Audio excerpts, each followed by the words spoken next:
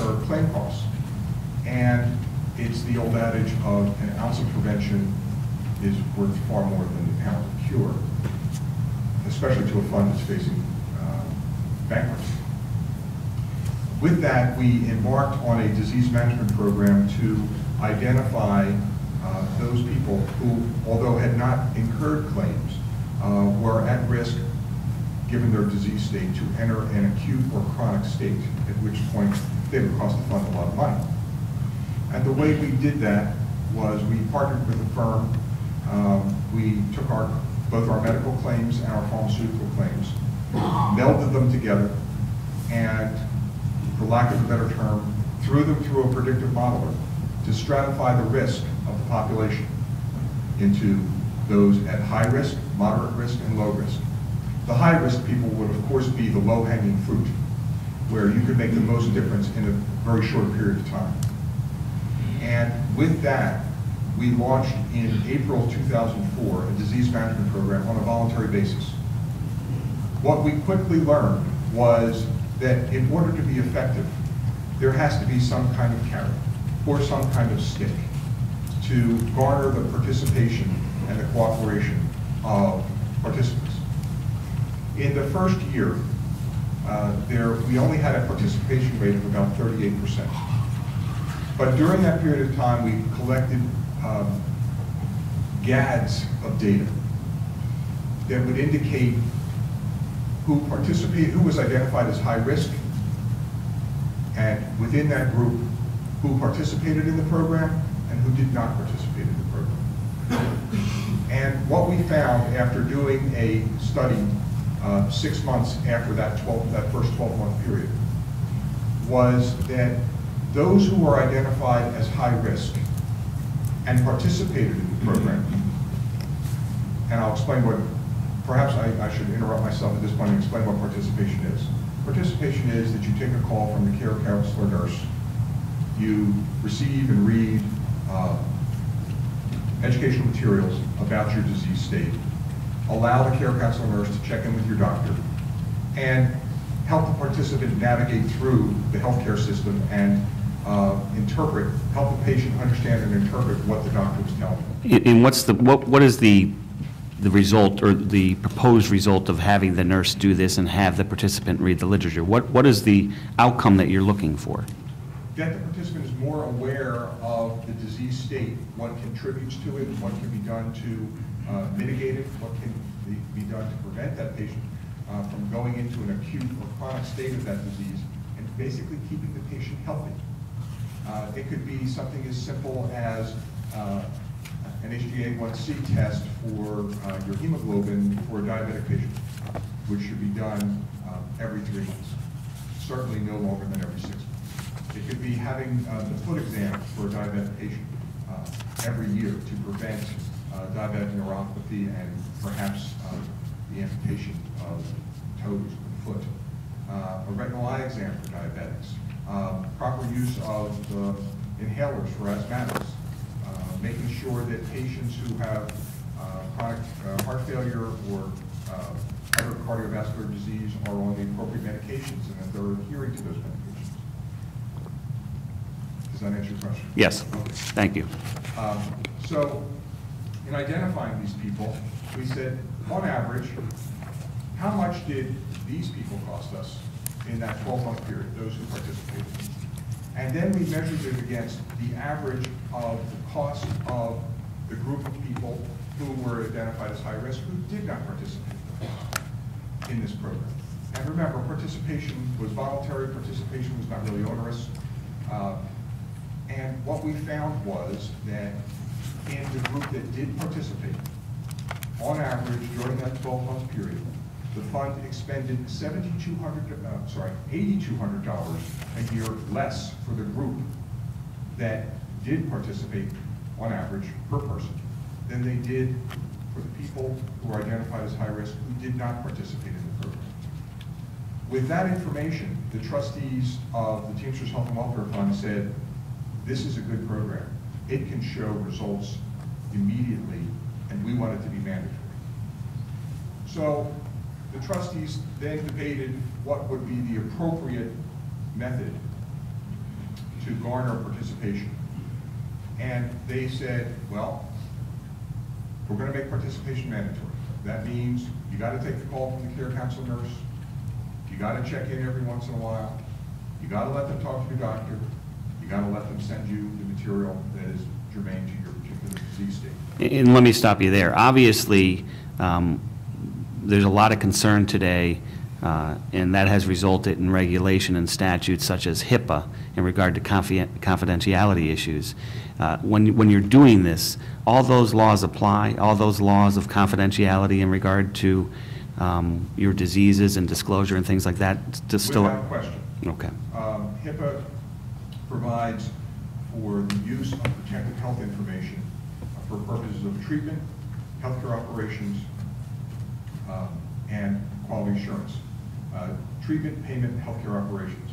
And a disease management program falls within the latter two exceptions, payment and healthcare operations. Quality assurance and quality control and wellness programs and disease management programs are specifically within the confines of the 1,500 or so pages of regulations that make up the privacy regulations that were promulgated pursuant to HIPAA. And that does not require the participants' specific authorization. Rather, through business associate agreements with the disease management vendor, it is though the fund is making those calls, and is specifically contemplated in HIPAA. Okay. So so go ahead. I interrupted you about the nurses in contacting doctors. What the trustees decided was that if somebody doesn't want to participate, that would be their choice. But in addition to any other deductible or co-payment, there would be a $500 per year penalty deductible that would be applied. And within a 4-month period of time, the participation rate went from 38% to 97%. So the carrot, the stick theory, is that what you're talking about there, the deductible? What's most important is that this program became mandatory in September 2005. The results were demonstrable and immediate. The year-over-year trends for this fund from 05 to 06 were not in the 11.8% range that we read about in Aon surveys of the average healthcare trend during that period of time. It was 2.6%. Let me slow you down there. Let's talk about Aon. What does that mean? Aon is, well, it's now Aon Hewitt, is an actuarial firm, a national firm, that not only services our fund, but also happens to serve the PEBTF. And it's the same office and it's the same actuary, Mike Casey, that services both of those clients. So I'm most familiar with Aon through my work at not only the Teamsters Health and Welfare Fund, but through the PEBTF as well. And the trends, and it's more than mere coincidence, as I like to say, because while the Aon average trends for the Philadelphia region were 11.8%, 10.8%, 10.6%, 10.9%, 10.9% over the last 5 years, the trends of the Teamsters Health and Welfare Fund were 2.6%, 1.8%, 5%, negative 0.5%, and last year we had a little bump up, but it was 8.3% as opposed to 10.9 on average. Right, and let me slow you down again, because could you describe, when you're talking about trends, what are you specifically talking about? Define that for us, please. Trend is year-over-year change in cost. So if something cost you $1,000 this year, and it cost you, I'll use a simpler example, $100 this year, and it cost you $107.50 the next year, you had a 7.5% trend. So claims, when you talk about costs, are you talking about claims? I'm talking about claim costs, yes. Okay. So the trend, the actuaries that the Teamsters use and the EPTF use are going up. The trend is 10, 11%, you're saying? The Aon survey that they conduct every year, in the spring of each year, and it's regionalized, showed average trends, average, not low, not high, but average, of 11.8%, and then in the mid-10s for each of the next 4 years after that, from 2006, 7, 8, 9, and 10. Right, now, I have an easel here. Could you, if you could graph this out for us, maybe I can understand a little better. If you can graph out the trends versus the, Okay. versus what the Teamsters were seeing. And now that you don't have a mic, if you could just speak up while you do it.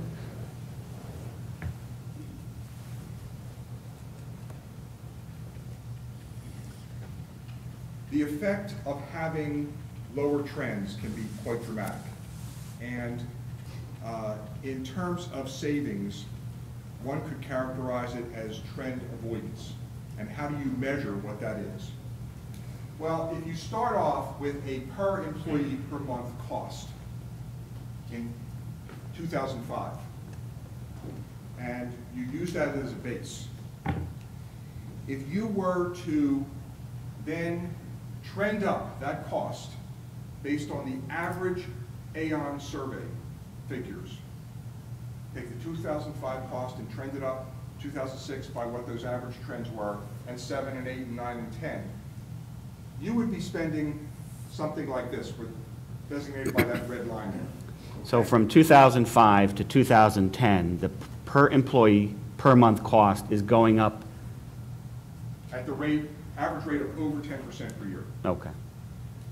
Now, if you then take what the actual trend was in the Teamsters Health and Welfare Fund, year over year. After you implemented the mandatory disease management program? Yes. From 2005 onward, you then map out what those trends actually were, what you actually spent. And let's call that the green line. Well, in between that green line, there's a difference.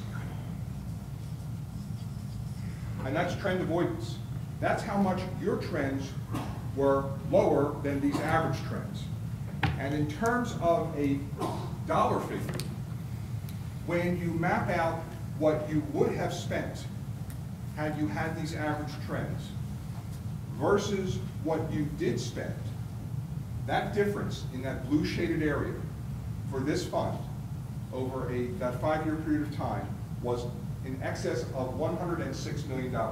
Okay. What that means is, had we had those average trends, as we had prior to the implementation of this mandatory disease management program, had we had those average trends in the last 5 years, we would have spent $106 million more than we did. Let me ask you this. In addition to the trend avoidance that you talk about, there's been also, there's increases in the amount of premium that employers pay in this fund, is there not? Oh, yes. And what, after you implemented the mandatory disease management program, did you see in regard to premiums?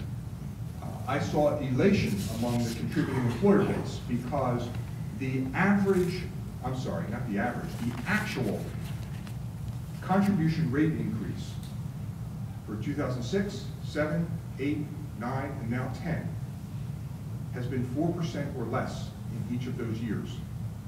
Contrasted with the rate increases that Philadelphia area employers have experienced through Independence Blue Cross, which have been as low as 12% and as high as 23% in each one of those years. Is it a fair statement, at least in regard to your experience with implementing the disease management program for the Teamsters, that the greater participation resulted in not only trend avoidance, but lower increase in premium rates? I would agree with that, yes. And I would also add that during that same period of time, the trustees actually increased benefits. Okay. So not only did you have this period where everybody else was being saddled with extremely high medical costs, this fund was able to control those medical costs, pass on the savings both to the employers in terms of lower prospective contribution rates, mild increase